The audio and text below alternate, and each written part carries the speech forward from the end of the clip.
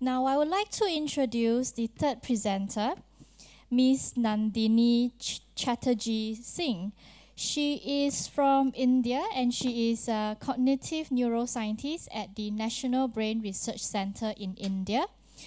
Ms. Nandini's research have used a combination of behavior and neuroimaging techniques to study language, literacy, and music, with a special focus on dyslexia and autism. So most recently, she has also been responsible for the development of a standardized assessment tool for language and literacy Indian languages called DALI, D-A-L-I. So Ms. Nandini is here today in Singapore to share her insights of assessment and contributions in the home ground. So the title of her research is called Dyslexia Assessment for Languages of India. So Ms.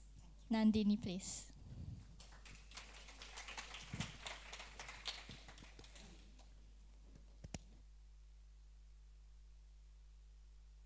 Thank you so much for this lovely invitation, and I couldn't have had two better speakers to precede me for having set the stage so beautifully for what is to follow. So this is where I work at the National Brain Research Center in India. It's on the outskirts of Delhi. And my laboratory is interested in language, literacy, and music. Okay? And we are hoping to combine all of them to impact dyslexia too. Today I'm going to talk about, specifically about DALI, which is Dyslexia Assessment for Languages of India. But I want to motivate it from the research that we undertook before DALI actually got developed. Okay? So this is a sign that is very common in Southeast Asian countries, okay? Where you see signboards in multiple languages with multiple scripts. Okay? So we are now bringing in the idea of biliteracy or multiliteracy. Okay? So there are populations in Southeast Asia where children go to school and very early on are exposed to learning of multiple scripts. Okay? Clearly in these children, the assessment of dyslexia will have to be looked at in a slightly different perspective. And that's what I want to bring to the table today. Okay? So here are examples from India, Singapore, Hong Kong, and there used to be Japan, but I think that's gone right now. So this is the situation that we have in India. Okay? Is there a pointer? So India has two official languages, Hindi and English, but it has 20 officially, thank you so much. But it has 20 officially recognized spoken languages and 11 officially recognized scripts. So you can imagine what a nightmare it must be to having to study in India. Okay? Percentage of kids enrolled in schools are roughly 96%. Okay? But if we are to go with a 10% incidence, the number of children who might be at risk for dyslexia is 350 million. That is a number you don't even want to fathom. Okay? So let's go past that. And let me tell you a little bit about the learning environment in India. Okay? So kids in school, in India, go to school around the age of 5. They are exposed to simultaneous instruction. Okay? And this is something which we want to bring to the table and begin to think about specifically in terms of educational policy in India now, where they have to learn to read 2 languages, or in some cases even 3 languages. Okay? So you go to school when you're a native speaker, maybe of Hindi or Marathi, which is one of the native languages spoken in India, but you may have to start learning to read first in English or in English and Hindi simultaneously. Imagine what a challenge this is for a young child who is just learning to understand and appreciate school. And on top of that, he has to learn this complex sound letter mapping in an alien language. Okay? It completely destroys all theories of reading that we have ever talked about so far. Okay? Yet, children in India magically seem to do this. Okay? And what we were first interested in trying to understand was what's exactly happening in terms of performance and in terms of the brain when they're trying to learn to read 2 distinct languages. Okay? So there might be simultaneous instruction, or there might be sequential instruction, in which case you might learn one language first, followed by the second. But everyone has to learn to read at least 2 distinct language systems. So I'm going to take a quick detour here and very, very briefly just walk you through the structure of the writing systems in India, okay? So this is, I'm using Hindi as a prototype, okay? But what I want to bring to fore is, one of the scripts that is used is Devanagari, and these are what the letters look like, okay? Similar to English, there are distinct symbols for vowels and consonants, but the underlying sound here is a syllable. So unlike ka in English, you have a ka in English. So you can hear the a sound at the end of it. So it's very clearly a syllable at play. Okay? Similar to English, you might also have vowels and consonants put together. But to make life even more complex, they might, when the vowels add on to the consonants, they might be added on above and below. So we label these as more nonlinear writing systems as opposed to more linear writing systems where you're just reading left to right. Okay? Compounding this is another feature called articulatory sequencing, where in some cases the vowel actually presents itself earlier in the writing, but while speaking actually comes later. So something like this is the word kill, okay? So this is the sound, is the structure for the E sound. It comes earlier, but when you're speaking it out, it actually comes out later. So the child has to learn to sequence that though I present this earlier on visually, I have to say this later. So these are the challenges of number of writing systems in India, but the advantages, they are largely transparent. And as somebody already said earlier on, the sound letter mapping is nearly one-to-one. Okay? So that is something that can actually come to one's rescue quite well and can be leveraged is what we find in terms of data. Okay? So this is quickly to compare the two writing systems that kids are having to learn to in school. Okay? So small number of letters in English, large number of aksharas in Hindi. Sound letter mapping in one case is deep, in one case is shallow. So it's transparent versus a deep orthography. Consonants in English present only consonant sounds, but in the case of Hindi have an a sound or an akshara or a vowel built in. Writing is linear in English, but in Hindi could also be non-linear. So with this situation, the questions that we wanted to ask were, do children with simultaneous instruction in languages with distinct writing systems demonstrate distinct circuitry while reading, or do they show similar circuitry while reading? Okay? Remember, the basis of reading is ultimately mapping letter to sound. So there would be a very good basis to suggest that there would be a common root to reading. Okay? But given the fact that there are differences in the sound letter mapping, would this difference in orthography manifest in terms of brain activity too? Okay? So we worked with the school extensively and looked at behavior functional imaging in kids between the ages of 8 to 10 years. Okay? These are about 40 kids who participated in the study. And we developed tasks to look at rapid naming, phonological awareness. And here is something I want to draw attention to, which might be relevant for other languages too. In one case, you have to look at phoneme awareness. In another case, you have to look at syllabic awareness if you really want to tap into the underlying phonological procedures. Fluency, where we're looking at verbal fluency as well as semantic fluency. And of course, word and non-word reading. Okay? So here is where, interestingly, you see that the difference in non-word reading and word reading shows up very strongly in English, but does not show up very strongly in Hindi. Something that the lady who talked about the Filipino data also showed, that not much difference in whether you're reading non-words or words in a transparent orthography, but in a deep orthography, there is a clear difference. But what I want you to notice is, these kids, when they're coming to school, are essentially speaking the native language. But very quickly, in 2.5 years, they are on par in their performance in the two languages. They're doing almost equally well in English and Hindi for naming, phonological processing, fluency, as well as in reading. Okay.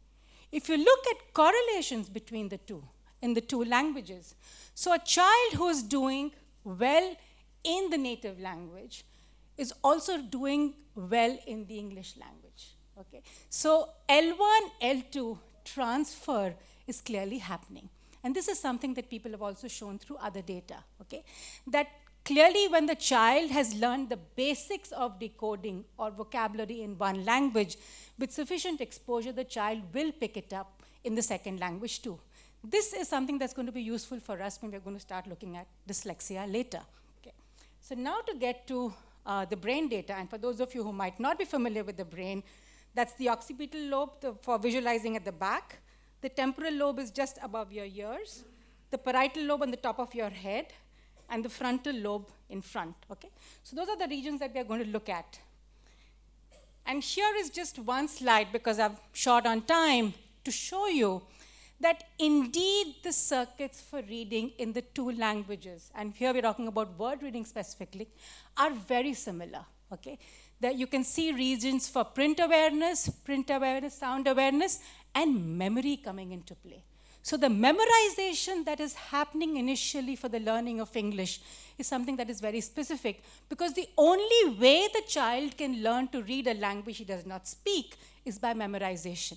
It's only as the process gets internalized and through repeated exposure that this recruitment of the hippocampus goes down as children get older.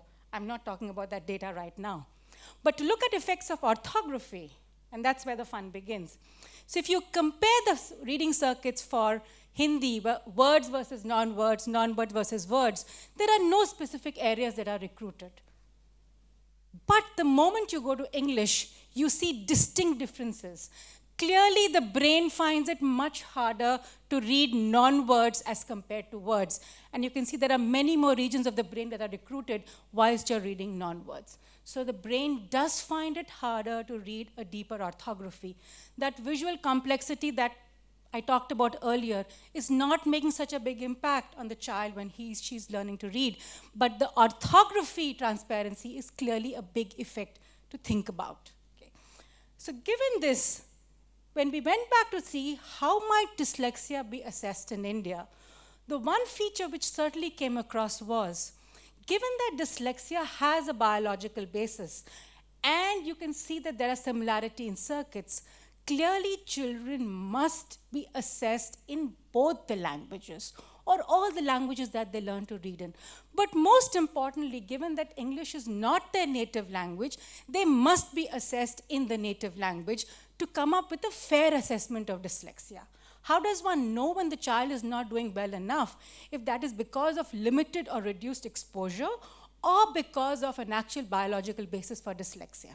Okay. So we went ahead and talked to the Department of Science and Technology, told them about the challenges in this problem, and told them how important it was to bring in this factor in the identification of dyslexia. So India lacked culturally relevant, validated, standardized tools, and there were no tools available for assessing dyslexia in Indian languages. People were just picking up tools that were developed in the West, bringing them to India, not even standardizing them enough, but using them for the assessment of dyslexia. And clearly, this needed to be corrected. So that's where we came up with DALI. And we had 5 centers participate across the country, Delhi, Allahabad, Pune, Mumbai, and Mysore. And here I would like to comment on the fact that a big role was played by Kate Karawala from the Maharashtra Dyslexia Association from Mumbai in playing an active role in developing this tool.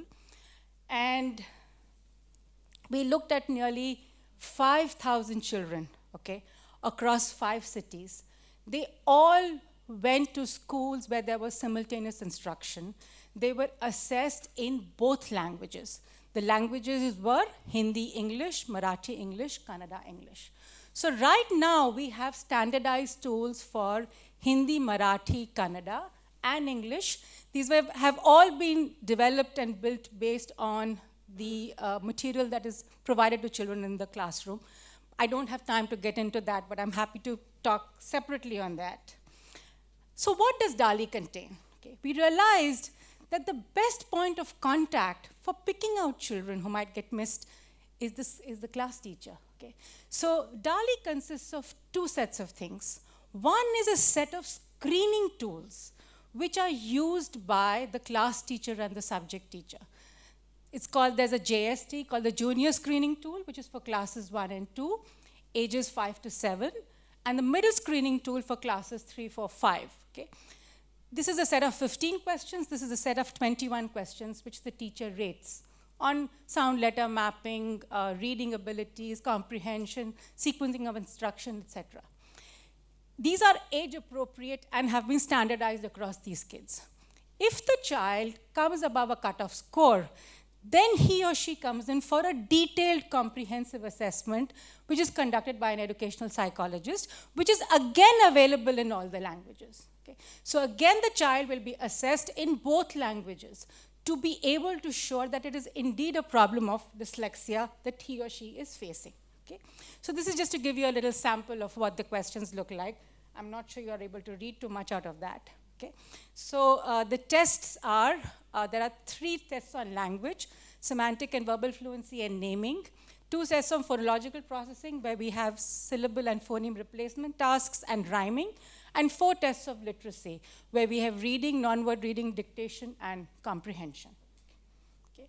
So here are some examples of the kinds of questions that are, or the tasks that are put in different languages for each of these kids. And here is where we go ahead to try and develop a profile of the child. And the point I want you to draw attention to is the fact that if a child is performing poorly in one language, he or she is almost surely performing poorly even in the other language. The extent of the deficit might vary across the 2 languages, but it is very, very difficult and unlikely to find a child who will do very well in one and very badly in the other. If he's doing very well in one and very badly in the other, then the child has not had sufficient exposure to the language and is not dyslexic. And that is something we need to keep very carefully in mind when we are doing these assessments. Okay. So here is a correlation of the teacher screening score and the psychologist assessment score.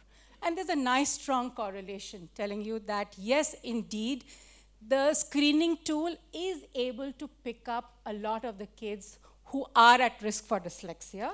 And here are the numbers in terms of sensitivity and specificity. So we have above 70% in all of them. Teachers are going to be biased individuals. One can't ignore that. But even within that, if one is able to tap into and try and pick up a lot of the kids who might be at risk, we might have a better chance of trying to attend to these kids before, rather than having them get lost. Okay. So here's a little flow chart that we've set up. The child not performing well in class, the teacher and the class teacher administer the screening tool. If the score is above a certain cutoff, then it goes for a detailed assessment.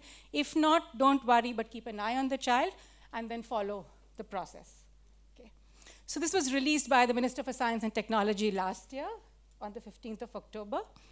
And the key findings were that yes, kids with dyslexia show deficits in both languages. Extent of deficit might vary. Whatever the language of literacy, a solid foundation in oral language, especially vocabulary, certainly helped in developing literacy in that language. And most importantly, relevant assessments of psycholinguistic measures are necessary. Simple translations do not work when you're trying to set up assessments for dyslexia. In the next stage, we are extending this now to 4 other languages. Tamil, Gujarati, Bengali, and Urdu is also coming up. We are trying to take this to a digital platform so people can use this easily. And most importantly, and what I'm hoping to do is if we are able to train ASHA workers to take this to rural areas in India where the awareness for dyslexia is very, very low, then we would have tried to at least help a number of kids who are hidden away in the villages. Finally, my own interest is to work on a biologically validated intervention of dyslexia, which we can back up with neuroimaging. Thank you so much for your time and attention.